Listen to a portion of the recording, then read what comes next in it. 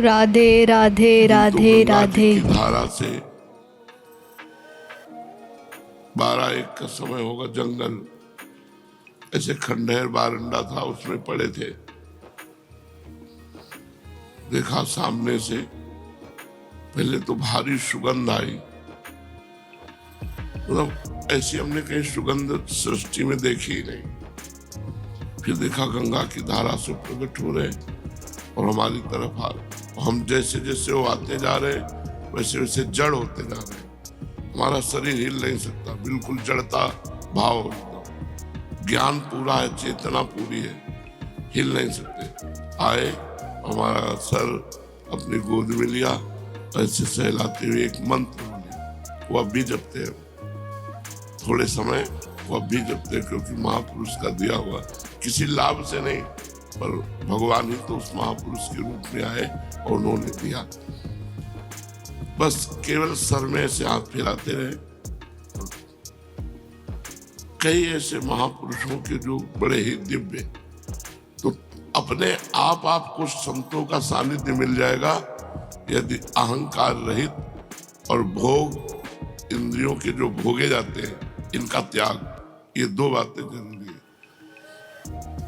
कबीरदास जी कहते हैं, चदरिया जैसी की तैसी धरि दीनी।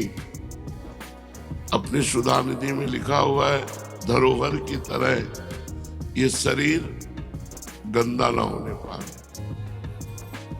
आप लोग बड़े भाग्यशाली हैं जो आपको वैराग्य मार्ग मिला है, कोई छोटी मोटी बात नहीं है। अब जरूरत बस 2 बातों की है, ना तो साधन का, ना संपत्ति का अहंकार न हो, और किसी भी इंद्रिय का राधे राधे राधे राधे। तो आपके ऊपर अपने आप कृपा बरसती चली जाएगी। वैसे भगवान की कृपा अहेतुकी है, वो दीन पामर विषयी पुरुषों पर भी बरसती है, पर संतों की कृपा विशेष उन्हीं पर होती है। इसीलिए एक जगह और भागवत में लिखा हुआ है कि जो धन संपत्ति रहित दरिद्र है उस पर महापुरुषों की विशेष कृपा होती है।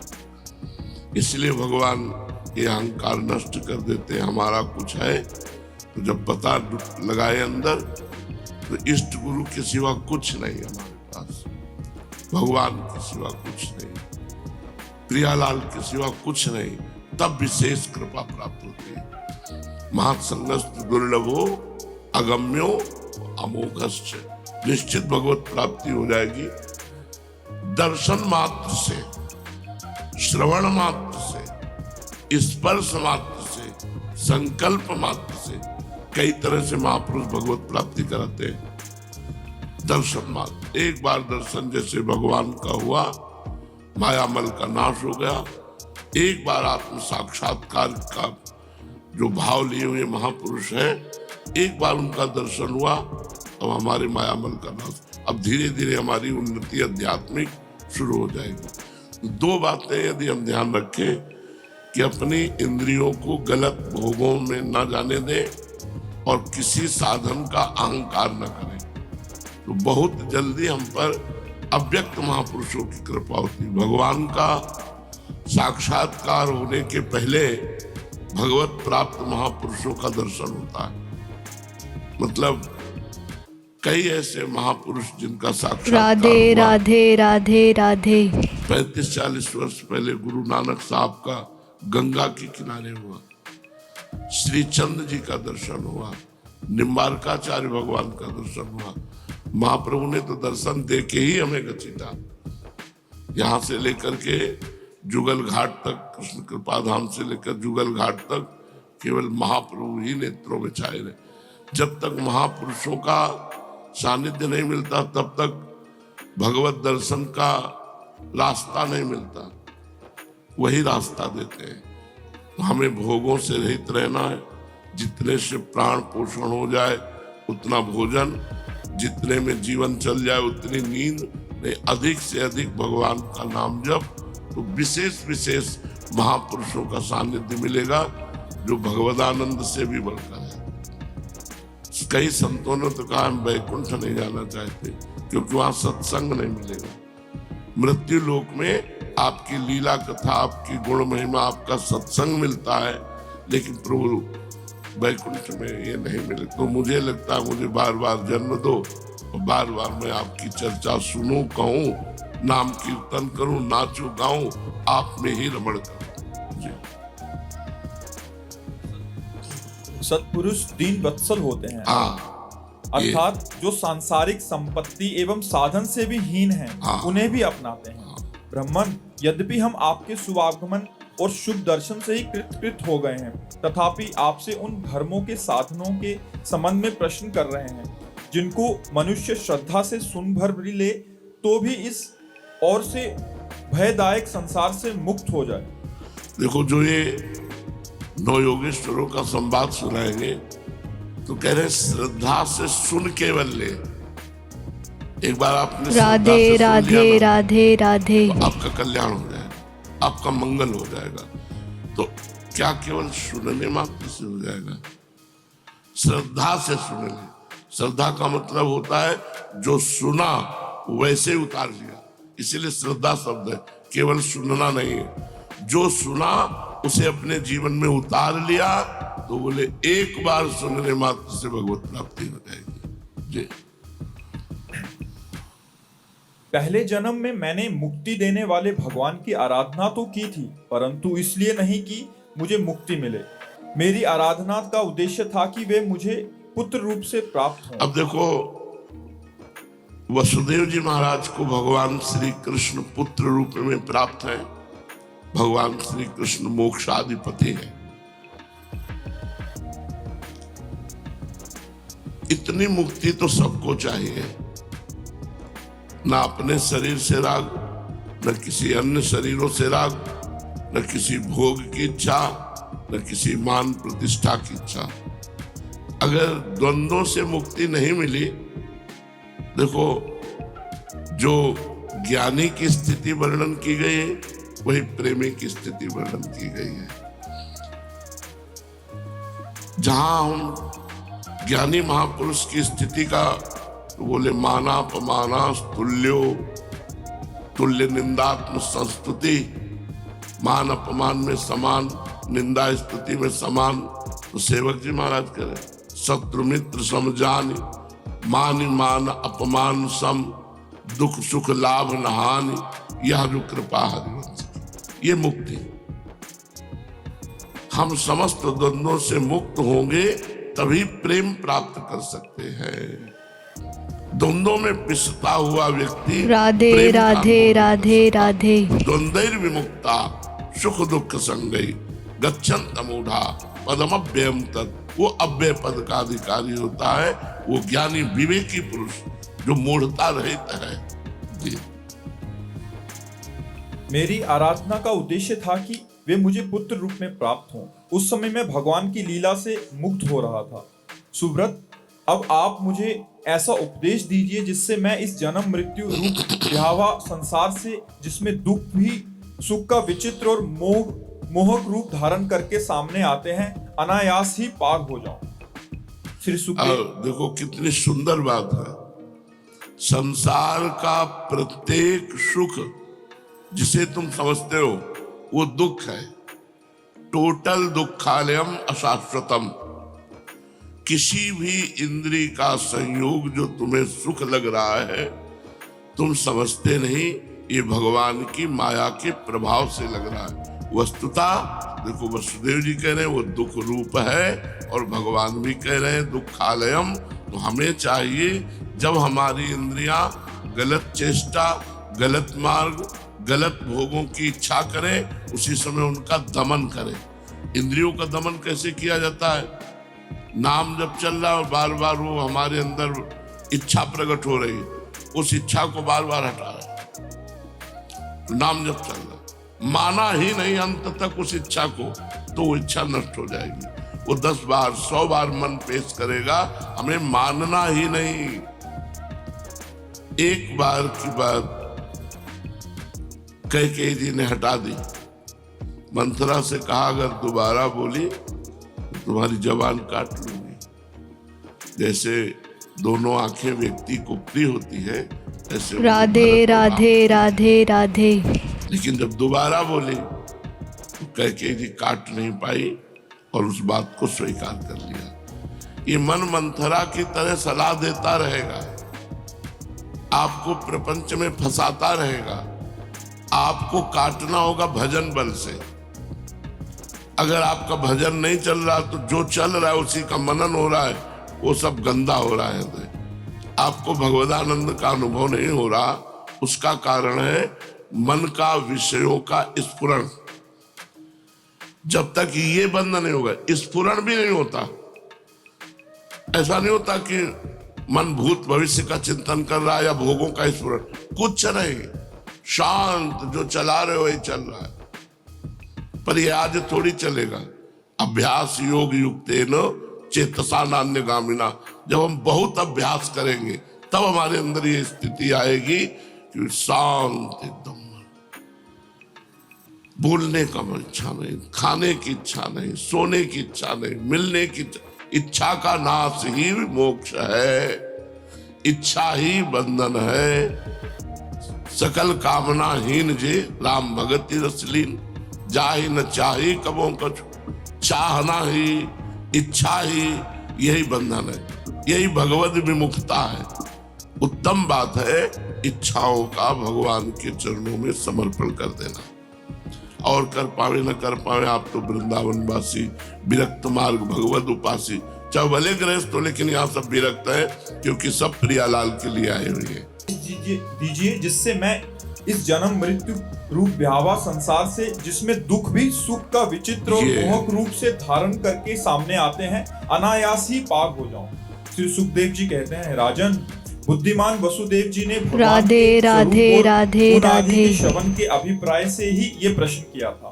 देवऋषि नारद उनका प्रश्न सुनकर भगवान के अचिंत्य अनंत कल्याणमय गुणों के स्मरण में तन्मय हो गए और प्रेम एवं आनंद में भरकर वसुदेव जी राधे राधे राधे राधे। यदुवंश शिरोमणे, तुम्हारा ये निश्चय बहुत ही सुंदर है, क्योंकि ये भागवत धर्म के संबंध में है, जो सारे विश्व को जीवन दान देने वाला है, पवित्र करने वाला है। वसुदेव जी, ये भागवत धर्म एक ऐसी वस्तु है जिसे कानों से सुनने, वाणी से उच्चारण करने, चित्त से स्मरण करने, हृदय से स्वीकार करने या कोई इसका पालन करने जा रहा हो तो उसका अनुमोदन करने से ही मनुष्य उसी क्षण पवित्र हो जाता है, चाहे वो भगवान का एवं सारे संसार का द्रोही ही क्यों ना हो। कितनी बड़ी बात कह दी। भगवत द्रोही भी हो, विश्व द्रोही भी हो, अगर भागवत धर्म को श्रवण कर ले और कहीं पालन कर ले तो क्या करना है। अगर पालन कर ले तो और कुछ करना नहीं, वो भगवत प्राप्त हो जाएगा। और भागवत धर्म कोई कठिन वस्तु नहीं है। भागवत धर्म किसे कहते हैं, अभी वर्णन करते हैं। जिनके गुण, लीला और नाम आदि का श्रवण तथा कीर्तन पतितों को भी पावन करने वाला है, उन्हें परम कल्याण स्वरूप मेरे आराध्य देव भगवान नारायण का तुमने आज मुझे स्मरण कराया है। वसुदेव जी, अब देखो, तो अभी तक नारद जी क्या विस्मरण में थे क्या? नवम जब हम भगवत चर्चा सुनते हैं, जब भगवान की आप कोई बात करते हैं तो ऐसा लगता है कि मुझे अब स्मृति आई, जबकि स्मृति में ही डूबे हैं। नवम जैसे कुछ लोग कहते हैं मंत्र जपते हुए थकान लगती है, नाम जप करते हुए थकान महसूस होती है, पाप, अभी पाप है। नहीं, तुमसे सही कहते हैं, जलन महसूस होती है कि अभी वो भजन नहीं हो रहा, हाय हाय मचता है कि फिर रात आ गई, फिर दिन आ गया, अभी वो भजन नहीं हो रहा जो होना चाहिए।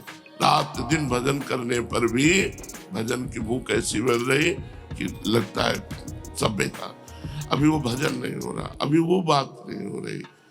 जब वो बात आती है तो वो सामने होते हैं, सामने होते होते उनका भी ऐसा रूप होता है कि अभी देखा ही नहीं, अभी देखा ही नहीं। मनो कबहु मिले ना। तो प्रेम में प्रेमी को कभी अन्य चिंतन करने का अवकाश ही नहीं मिलता, क्योंकि वो अपने ही विषय से इतना अतृप्त रहता है, इतनी भूख रहती उसे अन्य विषय का कोई चिंतन करने का कहीं कोई भी गुंजाइश नहीं रहती। ये भागवत धर्म कोई असाधारण बात नहीं है, बिल्कुल साधारण बात है। अभी बताएंगे भागवत धर्म को स्वभाव से, संस्कार से, अनेक जन्मों की आदतों से, आपके मन से, तन से, वाणी से जो कुछ भी हो रहा है वो परम पुरुष भगवान को समर्पित कर दो। इसे भागवत धर्म कहते हैं।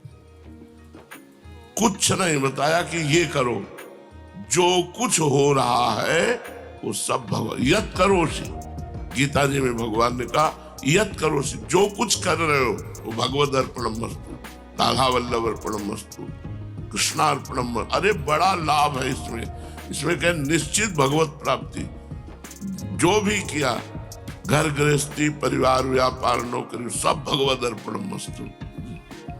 वसुदेव जी, तुमने मुझसे जो प्रश्न किया है इसके संबंध में संत पुरुष एक प्राचीन इतिहास कहा करते हैं। वह इतिहास है ऋषभदेव जी के पुत्र 9 योगेश्वरों का और महात्मा वेदेह का शुभ संवाद। तुम जानते ही हो कि स्वाम्भु मनु के एक प्रसिद्ध पुत्र थे प्रियव्रत। प्रियव्रत के आग्निद्र के नाभि के पुत्र हुए हैं ऋषभदेव। शास्त्रों ने उन्हें भगवान वासुदेव का अंश ही कहा है। मोक्ष धर्म का उपदेश करने के लिए उन्होंने अवतार ग्रहण किया था। उनके 100 पुत्र थे और सबके सब वेदों के पारदर्शी विद्वान थे। उनमें सबसे बड़े थे राज ऋषि भरत। वे भगवान नारायण के परम प्रेमी भक्त थे। उन्हीं के नाम से ये भूमिखंड, जो पहले अजनाब वर्ष कहलाता था, भारतवर्ष कहलाया। ये भारतवर्ष भी एक अलौकिक स्थान है। अलौकिक स्थान। महाभारत में हमने पढ़ा कि इसमें जन्म होना बहुत सुकृतवानों का काम। गंगा यमुना के मध्यवर्ती देश में, भारत में भी गंगा यमुना के मध्यवर्ती क्षेत्र में वास करना या जन्म लेना ये बहुत सुकृतवानों का। भारत में ये धर्म प्रधान देश है। यहाँ भगवत प्राप्ति का मार्ग है, अन्यत्र नहीं। अन्यत्र तो भोग विलासिता और नरक स्वर्ग, बस इतनी चर्चा है। भगवत प्राप्ति या मोक्ष आदि की चर्चा नहीं। ऋषि भरत ने सारी पृथ्वी का राज्य भोग किया, परंतु अंत में इसे छोड़कर वन में चले गए। वहां उन्होंने तपस्या के द्वारा भगवान की उपासना की और 3 जन्मों में भगवान को प्राप्त हुए।